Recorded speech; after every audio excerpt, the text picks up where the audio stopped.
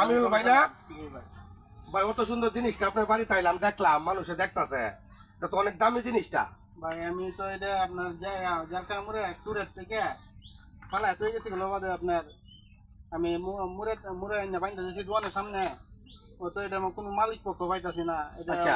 দেওয়ার লাগিন একটা কোন সময় পাইছেন আপনি জিনিসটা? রাত্রে 3টা 3:30টার দিকে। আপনার কি জেলখানা মোড়ে দোকান আছে? দোকান আছে।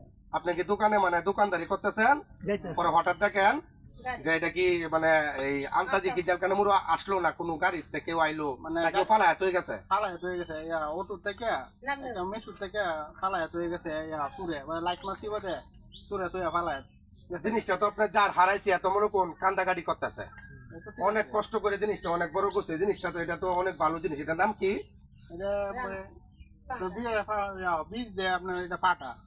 আচ্ছা ঠিক আছে ভাই, আপনার লাল মানুষ, আমি কিশোরগঞ্জ জেলখানা মোড়ে আমি এরকম দেখি না, এরকম একটা সৎ দোকানদার আমি দেখি না। এই যে আমিনুল ভাই কালকে অত বড় একটা জিনিস জেলখানা মোড়ে রাত্রে 3টার সময় পাইছে। হ্যাঁ, যারা আপনারা এই ভিডিওটা দেখবেন সবাই শেয়ার করে দিবেন, আর সবাই যাতে সারা পৃথিবীর মধ্যে যাতে ভিডিওটা দেখে, আর এই আমিনুল ভাই যাতে চিনে একটা ভালো একটা দোকানদার।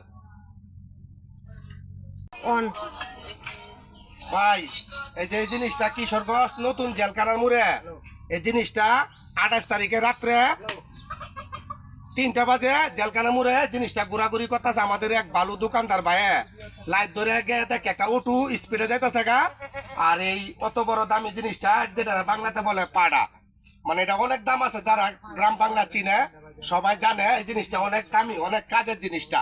যদি কোনো ভালো ব্যক্তি জানিয়ে থাকেন বা ভিডিওটা শেয়ার করে দিয়েন, যাতে জিনিসটা কিশোরগঞ্জ নতুন জেলখানা মোড়ে সিরাজ মামুর দোকান থেকে জিনিসটা নিয়ে যা, তলে স্ক্রিনের নাম্বার দেওয়া থাকবো।